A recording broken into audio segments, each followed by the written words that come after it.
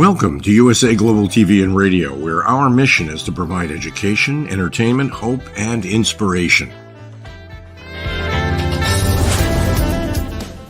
USA Global TV and Radio connects you with experts and audiences all around the world every single day to help you succeed in business and to live a richer life. Visit us at usaglobaltv.com to learn about career and life-changing training and mentoring programs like the Listening Mentor. Subscribe to our newsletter to stay informed about our special programs and offers. Discover how you can become a guest on one of our shows or a host or producer of a USA Global TV and Radio show of your very own. That's USA Global TV and Radio, where the doctor is always in.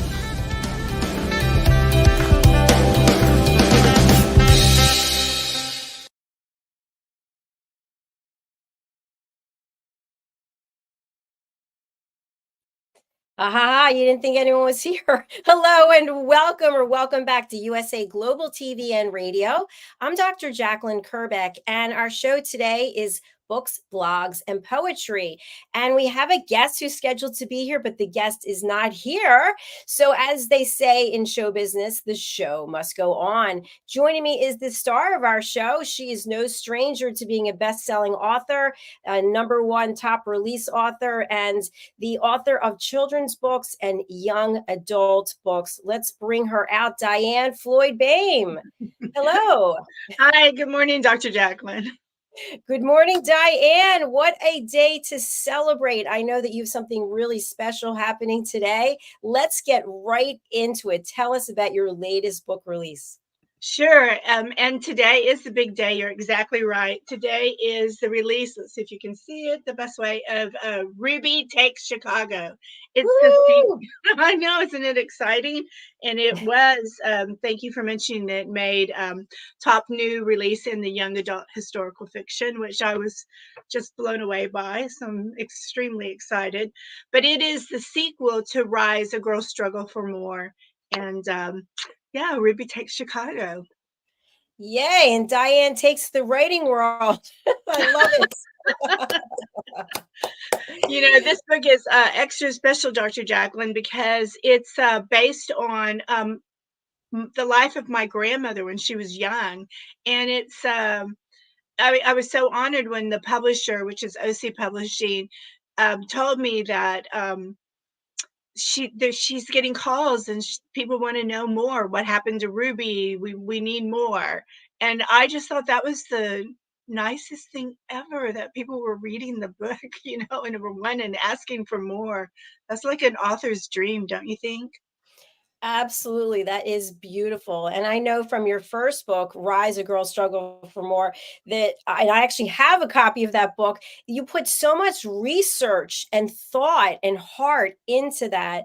And I'm just wondering, from that book to Ruby Takes Chicago, was there some key learnings that made it a more, I don't want to say streamlined, like the first one wasn't streamlined, but were there some key learnings you were able to incorporate into the second one so it came to you a little faster, easier? That's an excellent question, because in Rise, there were several years of research to really understand that particular time period. But I also decided I needed to understand the time period of my great-grandparents, Ruby's parents, so that I can understand their parenting style, because it was so different from today, because obviously, you know, it was horse and buggies and then moving into cars. And so I would end up going down lots of rabbit holes because I found it so interesting.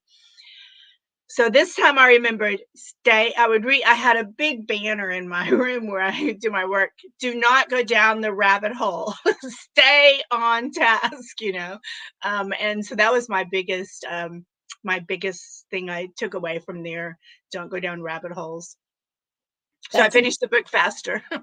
Yeah, that's a great point, because there are so many distractions and so many thoughts that pop into our heads. Well, maybe I'll go this direction. No, stay focused. In fact, last night, I don't even know the name of it. I was watching Netflix, a movie that was #1, and this guy's an assassin or something, but he kept saying in his whole process of the work that he does, stay focused, stay on path, don't get distracted. And I think that obviously we don't want to talk about that, but when it comes Yeah. to writing or heart-centric work, that's really important because there are a lot of things that pull at our heartstrings.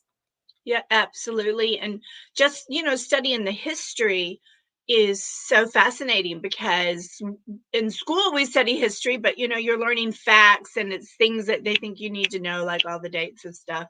And now you're like, oh my gosh, this is so fascinating. And so then you like kind of go down there. So, like I've mentioned to you before, you were either an adult or you're a teenager, or I learned that dating wasn't a word back then. So it was just fascinating. But for Ruby Takes Chicago, really studying the prohibition, excuse me, studying women's rights. There's so much that's happening in the mid 1920s that women had to face. There were women that were wanting to go and work because now they had a college degree and it was still frowned upon. So it was really exciting to read all this and then write it. And then be able to educate and mentor others on the process. Yeah, absolutely. But I had a close relationship with my grandmother because not only as a kid you have that grandma um, experience, but I lived with her when I became a working adult. I was so blessed. She let me save money by living with her. And so then we developed a relationship at a young adult level. So she would share some things that, most grandmothers would never share with you. So that's how I developed the stories. But no, I wish I could wake her up and A, let her see the books, and B, say, okay, you held out on me, Grandma. Oh my goodness. If only we could, it would be so, Yeah, so amazing. it would be. Well, I wish you continued success. And so I think Thank it would you. be really interesting for you to share with our audience because we have people who are thinking of writing, we have people who have been published and who are published on their own and then moving on to getting a publisher. You have more than one publisher. Tell us what your journey was and how long it took to get to where you are now, where you are a full-time author. Sure, I'd be happy to. Dr. Jacalyn, thank you for this opportunity because I really don't. I want our viewers and listeners to know you just don't sit down and write a book and then you get published. I mean, we're so lucky that we have self publishing now and hybrid publishing, which we can discuss later about what those two genres are. But I started I've always been a storyteller, and I started putting my stories down in around 1998. I signed on with a traditional agent, and you could make a movie out of what happened. So we won't go down that rabbit hole, but trust me, it would make an interesting movie. Only to find out that others have had some similar experiences. So I set everything aside and thought, okay, life goes on and I'm going to keep writing and just see what happens. And then I met Ann O'Connell from OC Publishing, and she read one of my stories and she was like, I want to publish this. And that opened up the whole new world for me. And that was in hybrid publishing. And then I thought, because of my age, I want so many of these stories to be published that I asked her if she would mind if I had a second publisher that was also a hybrid publisher. And she said, no problem. I want great stories to get out there. She would get first choice. And so then I ended up with Texas Sister Press, and that was exciting. And now I have a full blown publisher called Norns Triad Publications. So, how about that journey? Wow, I didn't expect that. I think there's some nuances there I wasn't even aware of. So, but you kept persevering, you kept moving forward, and that's really what it takes. So, Absolutely. congratulations. And as we've discussed before, the author community is very supportive, and you certainly are involved in a number of author groups. Can you tell us a little bit more about that? Sure. So a wonderful woman named Sandy Lawrence started a program for us authors, and I learned about her through another author. And I fell in love with this community. And now, and I'm sorry, Sandy had this wonderful young lady named Amy who's just filled with tons of energy that reminded me of me when I was younger. And she has a company called Abundantly Social, and she really um, helps you with your social media, your book launches, just everything. She's all about authors, and she's phenomenal. And she introduced me to Mickey Milkison. I hope I said that correctly. And he is my publicist. And ever since those two have walked into my life, my world has changed. And so I recommend to everyone, get a publicist, work with Amy. And it's funny because we've interviewed Amy and I've met with her and she's incredibly dynamic. Mickey is unbelievable. He's a huge supporter of our platform. And so thank you both to Amy and to Mickey. Woo, we really do appreciate you. So, DIANN, something else I wanted to touch on before we get into really acknowledging some of our team members who are doing their own exceptional work as authors is that I had a book with our team that was a pre-order. It is The Magical Adventures of Lady Ella and Her Superpowered Friends. And so it was listed as a pre-order and it was to launch on, I think it was on the 11th. I can't remember. And anyway, I met with my book coach, our friend Red, and we met over the weekend. Everything was in Amazon KDP. We're ready to go. And we pushed the button. It was in there. Yay. And I woke up to find an email from Amazon that the book had been taken down and that What? the pre-order had been canceled because the manuscript was not in there. So you know me, I didn't take this sitting down.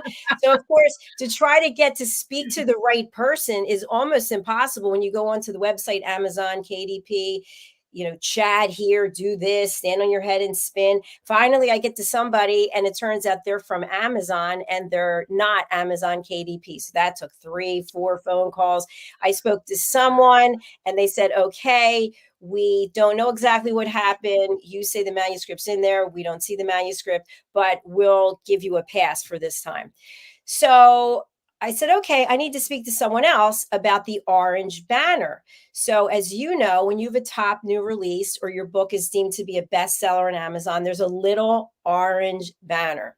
And Right. so this particular book did not have a banner. This is before it was shut down. Okay. It didn't Right. have a banner. But if you went to the product detail page and you went to the 3 categories where it was listed and you clicked on it, it took you to Amazon top new release. So Wow. I took a picture of it and it was, I think, in 2 of the 3 categories.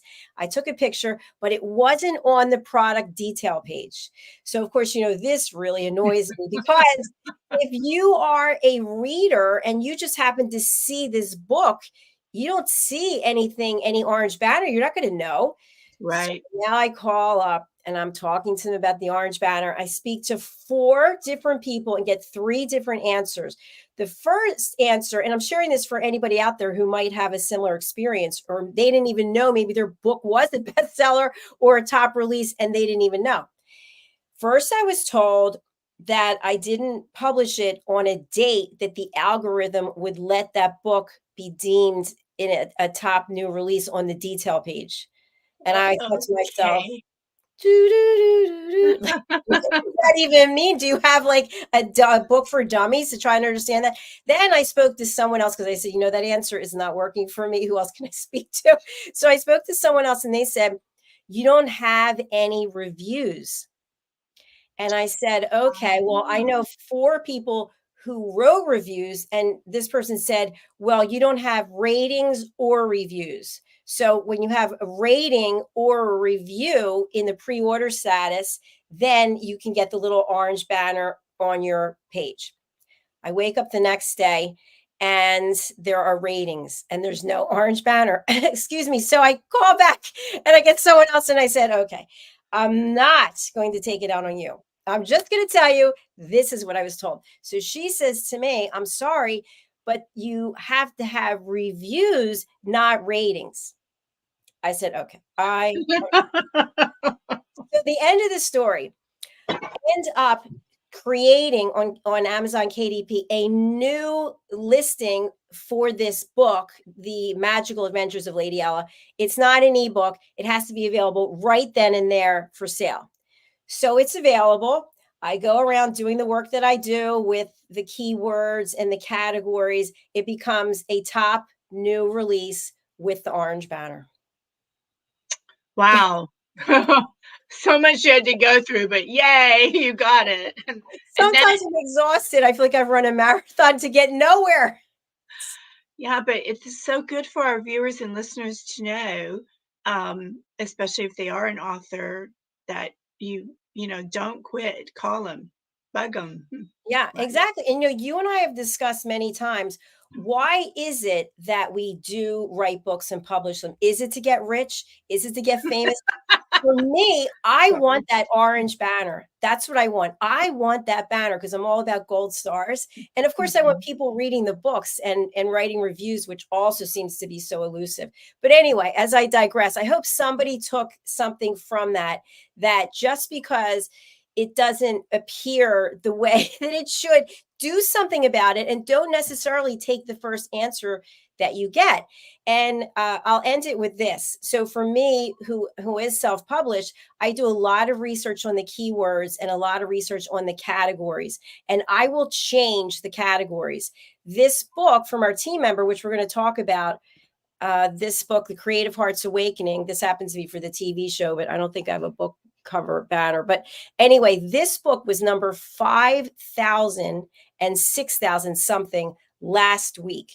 And after I did changing of the keywords, changing of the categories, it ended up being a top new release. So it just goes to show you. That is fantastic. And you brought up two great points. Number one, viewers and listeners, the best thing you could ever do for an author is to write a review and give a rating. Even if you think the book is just 3 stars or 2 stars, that still means an awful lot to us because we can learn from you. And the second thing, Dr. Jacalyn, you talked about in keywords is that there's this software called Rocket. So viewers and listeners, if you haven't heard of it, you might want to look at it because it helps you find the best keywords to help launch the ratings that you need for your book. And that's very exciting. That is exciting. Great news to share with our audience. And we've got some comments here from our friend Anne Louise O'Connell, who's also your publisher. One of them Yes. shows that persistence pays off. And she wrote this, I think, when you were speaking, DIANN. So congratulations on top new release. Amazon can be so frustrating to deal with, but your message is strong. Don't give up. And Ruby got a hot new release banner. I love the moment when you see that. Yes. Yes, I do. And Anne is so wonderful to work with. She has taught me so much about writing and taught me, you know, how I need to move some chapters around or paragraphs. So it was a wonderful experience to work with her. And, we've interviewed Anne a few times as a result of you bringing her to the platform. And I have asked her if I can hire her. She's too busy. She's got so many things. So we appreciate you, Anne. And I think it's caused me to do some extra due diligence and extra work. So what I want to go into now is let's talk about our friends on the platform who have created their own content, gotten published. And I mentioned Dr. Madeline Chan. Let me see if I do have a copy of this book cover. I do, actually. So I just want to share that Dr. Chan is one of our team members. She's also a dear friend, and she's one of our talking heads. She is on A Woman's Prerogative. And she came to me with this idea about doing this book and maybe doing a series. And I'm always open to things. But DIANN, as my doctor just told me yesterday, you're very high maintenance. And I know I am high maintenance because I'm very disciplined and structured. And when someone comes to me with an idea of something that they want to do, I need to know that they're fully committed, and it's not like, I'll start writing it now, then I'll get back to you in a couple months. No. If we're going to do this book project, we're doing the project. And so this project involves other people sharing their stories. And so we had to create a format of how they were going to be able to do that. And to be honest with you, this book involves making an investment. So there were three different categories of the investment that you can make. And one of them was very inexpensive. So many people chose that, but they would just answer certain questions. And then we would put the questions in. And then some people who wanted to contribute more, they had a whole section. But it's not that seamless when you're working with a number of people. Some of the people I interviewed and recorded the interview, and then they translated it. You've also been involved in book collaboration projects. What has your experience been like? I've been very fortunate because I wasn't in charge of the collaboration, and it was through Texas Sister Press, and they just said how many words it could be, and it had to be in Word and blah blah blah. So they gave us directions, and then you just sent it in. And if they had difficulties, we never heard about it. It was very seamless, so and pretty cool. And so would you do it again? Like, would you, for people out there thinking, I already written my own books, why would I do a book collaboration project? What do you think? I enjoyed being, this was for short stories for Christmas, and I absolutely loved it. It didn't cost me anything, and B, I wrote a story that I never thought I would write, and then I did it the next year.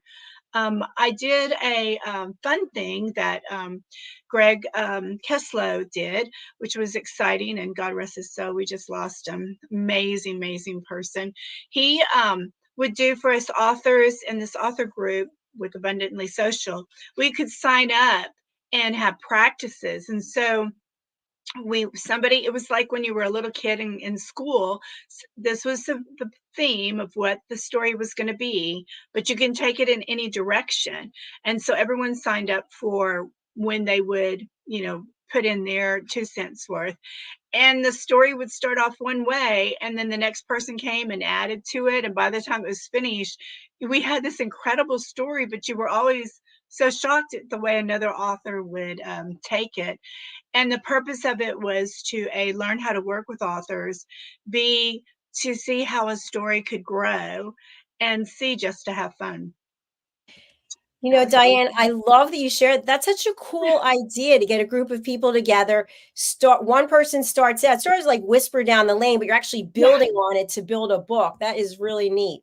Yeah, it was really so much fun, and you had a chance to come back in and twist, bring back in a character that that somebody else had brought in, but you also were like, what, you just killed that one character off and he was my star. So, so it was just great fun. So it was great fun. Oh, that is fun. Writing is fun in and of itself. I don't know, I really love it. I feel like it's a great way to express ourselves. Just as an example, I went to see my physician and didn't even know, but he has children. And I said, oh, I write children's books. He's like, well, what are you doing? How do I get them?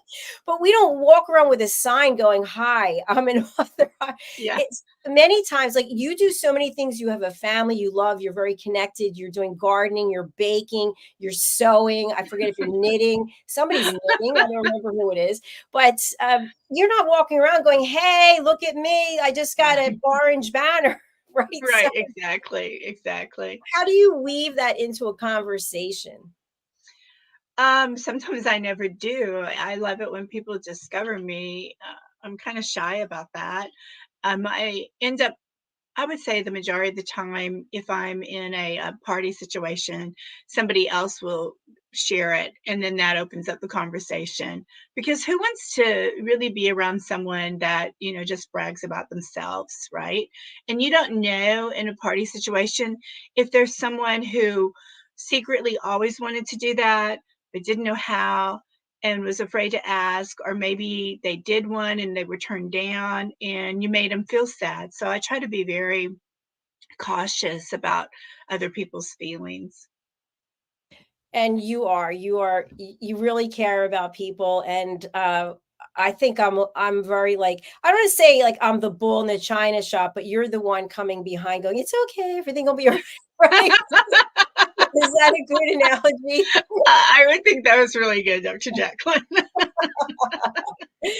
Well, let's talk a little bit about our friend Simon McDonald. And Simon is on the United Kingdom News and Culture along with you and Helena Shard. And he had a book idea that he shared, and you spoke to him, and tell us the rest. Yeah, it was on our show. He was sharing it, and I just was like, wow. So I contacted him privately and said, would you like me to introduce you to a publisher? I can't promise you anything. And he's like, okay. And I go, you don't mind? I mean, you're from Scotland, so this will be an American. Is that okay? And he's like, yeah. So they connected, and again, it was Norns Triad Publications, and they fell in love with Simon. And so the next thing we know, he has a book published, and he's going to be doing more. So I'm very excited. And the book is incredible. Sorry for the pause, but here it is here. I received it yesterday, and he did his own illustrations, and I can't wait till he's on our show. But he has such a, he's so talented. He's a cook. I mean, you could say everything he is. You know it by heart better than me, but he has a real talent for rhyme, and that is not an easy thing to do. And so I actually bought 2 books, one for me to keep and one for my grandson for Christmas. So Oh, how nice. yeah. Diane, can you hold the book up again? Let's see. A Rhyme in Time. What size would you say the book is? Is that 11 by? I'm terrible at that kind of thing. It's not that big. It's just a normal little kid-sized picture. Oh, we have a graphic. Here it is. Yeah, there it is. Right, isn't it beautiful? It really is. The illustrations are so soft, and it has this antique-ish feel to it that you just actually want to step into that time. And when you read the poems, the kids are just going to giggle and want to touch the picture. So I'm really excited and happy for Simon. And I'm really happy and thrilled that you suggested this to him. He followed through, and now I don't think he could be any more excited. I know we've talked about it I think last week and the week before, and his book came out on October 11th also, I believe. Yeah, I don't know the date exactly, but yeah, it was in October. And he's fallen in love with the publishers. It's 3 incredible women that I hope we can get one of them on this show as well. But they just they all clicked like that. So hopefully we'll get Simon to do a cookbook. That's what I want to. I would love for Simon to do a cookbook and also come back and do a cooking show, because he was doing the United Kitchens with Ricky McKenna, and he was there in Scotland and she was there in Texas, and they did the show together, and it was just such a delight. Oh, I bet that was fun. I must have missed that particular show, because you have so many great shows, Dr. Jacalyn. I mean, it's incredible what you've done with this platform. And but the cooking show is really, really fun.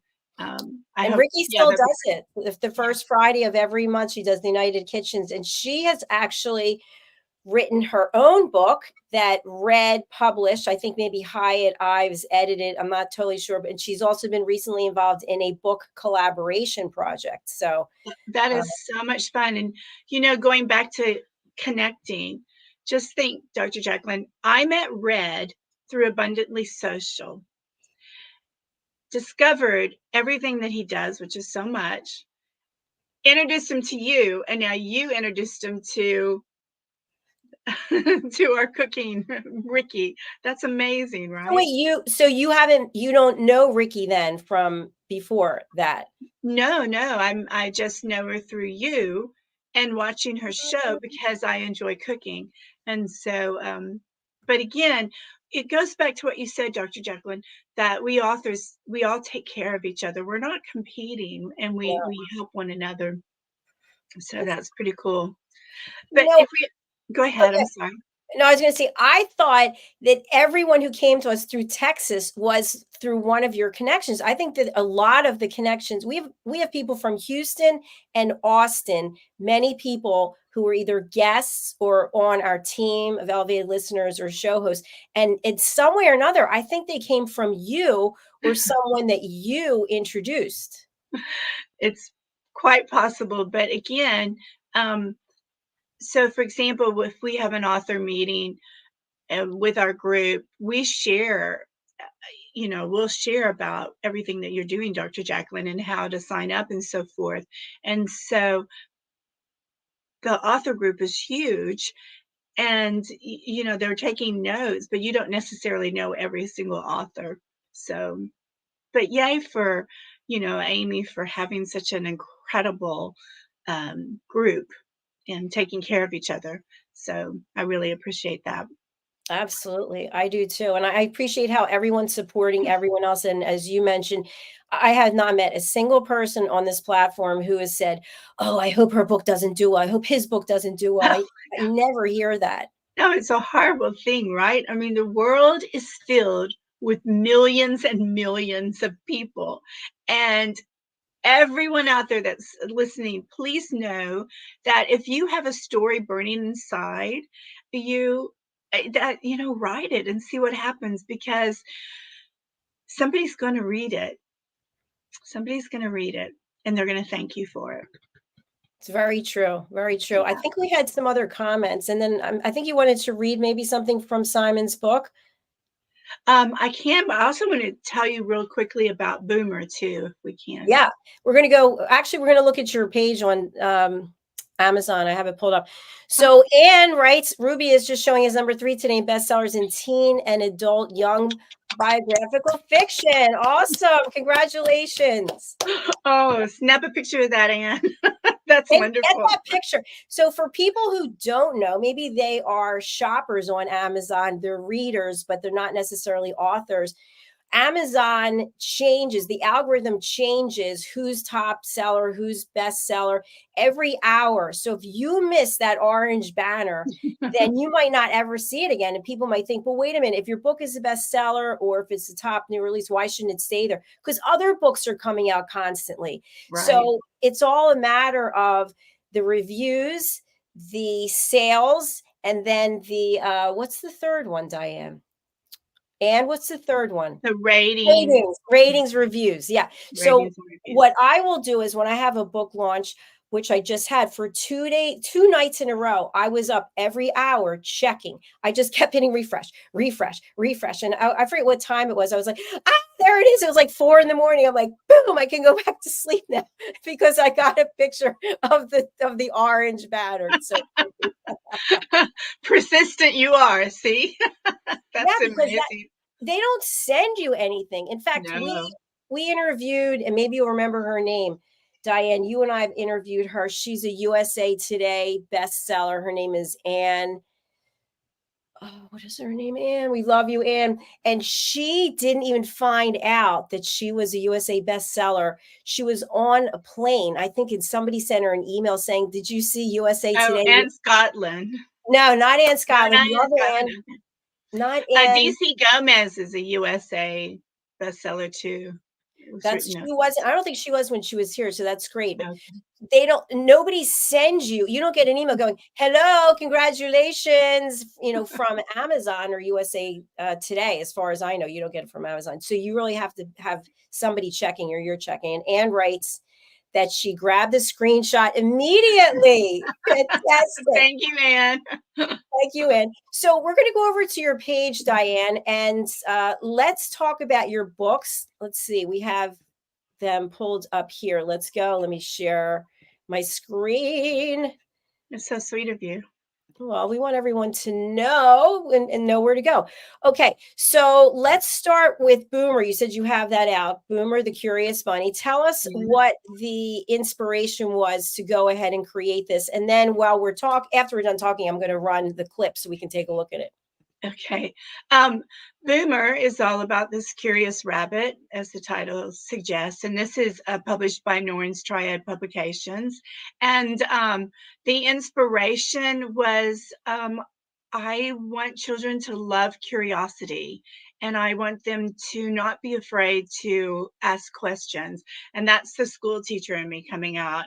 And so I just thought this is fabulous. And then I was playing with my grandson one day, and I was teaching him imagination, and teaching meaning in the sense of we were playing a game, we were outside, and I was like, let's pretend, and we had little nets, and I'm like, let's pretend we're going to get a butterfly. And he's just 2 years old, and he's like, what, and I went, oh, look, do you see, there's a beautiful yellow butterfly, let's go get it, and then all of a sudden he got a feel for it. And he was like, I see a squirrel, let's go. I'm like, I don't think it'll fit in the net. So we're like playing this game. And I had already seen this other little incredible teeny tiny little picture that a friend of mine painted from England. And she had just like a little dot of a rabbit in the forest. And I was like, that's a story. That's a story. So by the time I finished with my grandson, I came inside and I was like, I love bunnies. I'm going to put those two ideas together. And that's how the Curious Bunny came. I love that. What a great story. And I love that your family inspired you. And let's take a look at the clip. And I just love this because it's so well done and it really draws you in. Boomer, the Curious Bunny.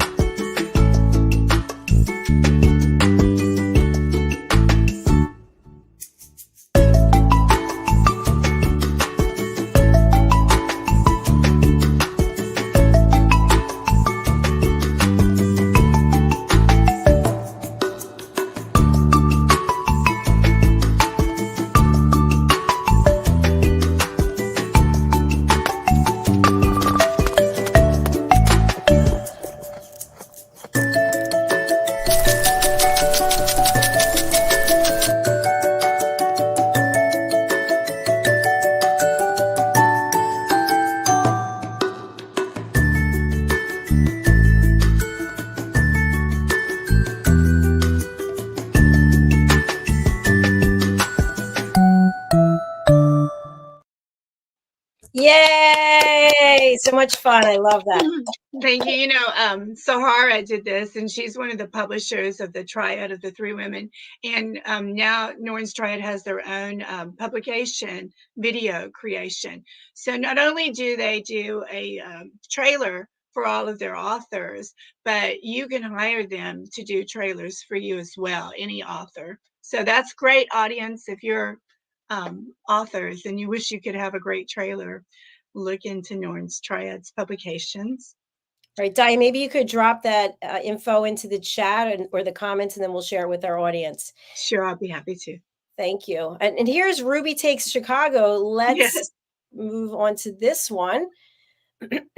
So this is available in Kindle as well as paperback, which is great. And I noticed in the other one, the children's book, you had it in hardback. How do you decide what you're going to do? I really, pocket paper books for these type of stories are just, they sell the best. In children's books, you always want to have a hard copy so they at library quality, so they can go into school libraries as well as into public libraries. So that's how that happens. A lot of our public libraries now are purchasing paperbacks, such as Ruby Takes Chicago. So that is exciting to make available. But I also want to share with you, there's a special going on right now for the ebook. For 99 cents, you can get Ruby Takes Chicago, and it won't be running forever. So if you are an ebook person, grab it. Act now, supplies are limited. That's Thank right. you, Diane. Let's just take a look. I think your other books are on here as well. Let's go down to the main page. Okay.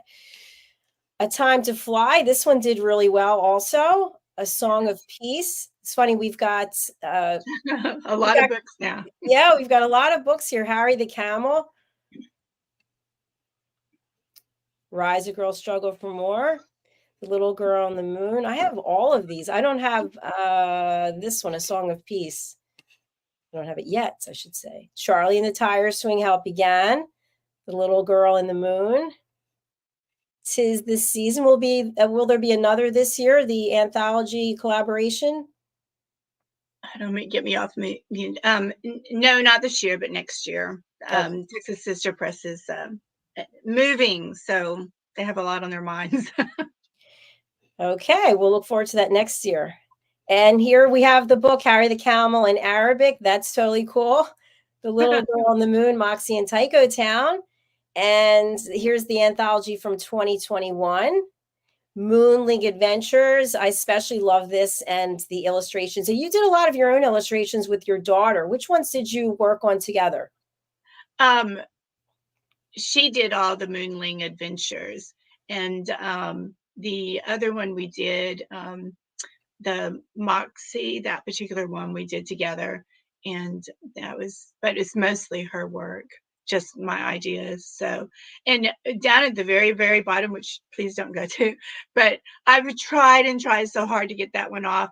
It's about Netscape, and Netscape was the very, very first, no, actually Mosaic was the first, but anyway, these were the first two browsers on the internet, and I had wrote that book for teachers, and it used to be #1, and I can't believe they still get it up there, because now it's like, why is that up there? And anyway, so my publisher said, look, it just shows that you know what you were doing, because look at the date it was written. Oh, yeah, 2002. Yeah. So anyway, when I was teaching technology, when it was all brand new in the classroom, where teachers didn't even know what a computer was, I was out there building a schoolhouse, and actually won an award through the White House.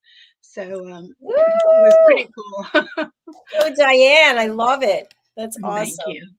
So people can go right here to Amazon. They can type your name, and that's exactly what I did. And they can find your books, and they can take advantage of that ebook deal that you have going right now. Before we sign off, I just want to go and share my screen. And I don't even know if I can do this in a minute or less. Okay, so here are the books that we have out. Let me see. So here's The Magical Adventures of Lady L and Her Superpowered Friends. So I just want to show the audience. I'm not sure where it stands right now. Okay, so we still have the top new release, but this is what I want to show people. This is the orange banner, and this was not here. Okay, it was not here, but if you go here, and this is what I want everyone to do. If you are a reader and you're looking to purchase a book and you don't see any banner, that doesn't mean that it didn't earn the banner. As I found out through Amazon, it can be the day you published it. It can be that it didn't meet, air quotes, whatever the algorithm criteria was for that particular date. So here's what I did when it was a pre-order that was since taken down. I went here to these different categories, and these are categories that I selected that I changed several times. You can change them, and then sometimes it's 24 hours before Amazon will republish the book. So you can go here. These are the best sellers. So you can go to each of the individual categories and you can see, okay, this book is not a bestseller. It's #7. But, oh, look at this. New releases. Here it is. So then I click on here, and then that's how I found that our book was a new release. There was no orange banner. And so I was doing this over and over and over again, like a complete lunatic. But a customer is not going to do that. A reader is not going to do that. So that's right. Important that you make the calls and stick to your guns and answer the questions, get the questions answered. Sorry. And so for our audience, did you go into your personal author central page to change your categories? No. So I went into, let me see if I can, I don't know if I can bring it up. I can't bring it up on this because it's not Safari. But if you are self-published, you have an Amazon KDP page. And then you go in there, and that's where you create and you change. So I have control of that, and Red also has access to it. And sometimes together we'll go and do the categories. But as I mentioned, for that Creative Hearts book, it was 5,000 in one category and 6,000 in another. And then by changing the categories and the keywords, because you pick the keywords, I think there's 2, 4, 6, 8 keywords. You have to analyze your competition. So what I would do is, let me just see if I can present this again. And again, hopefully somebody's getting something from this. So what I would do is, let's go back and let's go to this other category. Okay, 66. So there's Lady Ella is in a time travel machine in this book. So we're not in the top bestsellers. And if you go to new releases, oh, we're here. I didn't even, okay. So we're number 2 in this category. That's kind of cool. But so what I would do is I would go to number 1. Okay. So number 1, let's read what this is about. Let me see if I can find any keywords. So what I might do is I might look at this. I might follow this author, and then I might see what else I can glean from this person being a top seller. This is a New York Times bestselling author, blah, blah, blah. So I might take some keywords from here and I might put them into our what's it called? Into our listing on KDP, if that would help. But again, it might take 24 hours. So that's some of what I do. And it takes time, work, and patience. It does. And again, that Rocket publishing software, it'll show you the different keywords, and you can see it might say, oh, 1 million, blah, blah, blah. You'll know not to use that one because it'll get lost. So it actually helps you identify which ones would work for you the best. And that's Rocket. And that can save time.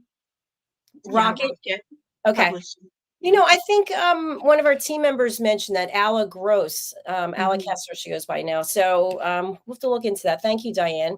You're welcome. Before we go, I just wanted to share, we have a new program starting, and just a little backstory. So right after we leave you here, Diane and I are going to the other studio for the United Kingdom News and Culture. The executives, the expert correspondents who started with us, Ian Pelham-Turner and Helena Shard, that show is really their idea. And Simon McDonald joined us on that program. Well, Ian and Helena have another show called Royally Rich, and it's filmed in studios in London, ALB UK. And we are now carrying that program here on our show. So Philip Sykes from the British School of Excellence, he is going into the studios each week, and he is sharing some of his wisdom and knowledge about etiquette and manners, and he's joining them every week. So you can find that show here on Wednesdays and Fridays. Wednesday is the first episode. Friday is a replay of that episode. And both times are 12 o'clock Central Time, 1 o'clock Eastern Time, 6 o'clock Greenwich Mean Time. That's a lot. That's fabulous. Congratulations. Thank you. All right, Diane, we've got another comment from Ann. Thanks for watching and playing with us today, Ann. Great show, ladies. Good advice on keywords and categories. Thank you. And if you want to put your contact information into the comments, we'd love to support you so people can reach out to you. Although I know you're busy, but you never know. Diane, what is the best way to reach you? Actually, let's pull up your website so people can just take a peek. Let me come back and get you. Here we go. I love this website because it's so attractive. Thank you. Yeah, it's really well done, and you keep it updated, which is really important. Yes. So the website actually is the best way to contact me. And as soon as you pull it up by going to DIANNFLOYDBOEHM.com, which is BOEHM.com, you will get an opportunity immediately to sign up for my newsletter. And that's really the best way to keep up with everything. So I highly recommend doing that, DIANNFLOYDBOEHM.com. I agree. I'm on Diane's newsletter as well. And here's more information about her. You can actually buy the books here. Diane, what if people want signed copies of the books? Do you do that as well? I looked into that, but you know, Dr. Jacalyn, I'm so lazy because I don't want to have to go mail everything. But I do author visits, and I do go to conferences and so forth. where when people purchase a book directly from me, then I'll sign it there. So I Fantastic. like going to schools as well, and being with the kids. That's like one of my favorites, is being at the schools. Well, there's nothing better than being there in person, right? And seeing their little faces as you read to them. And so thank you, Diane, for being here. Thank you, Anne. It was a pleasure having you with us as well. And Diane and I will be right back literally in less than 10 minutes. We have to run. So we will see you shortly. Stay tuned. And please do go over to our YouTube channel, USA Global TV and Radio, and subscribe. Bye for now. Bye for Bye. now. Bye.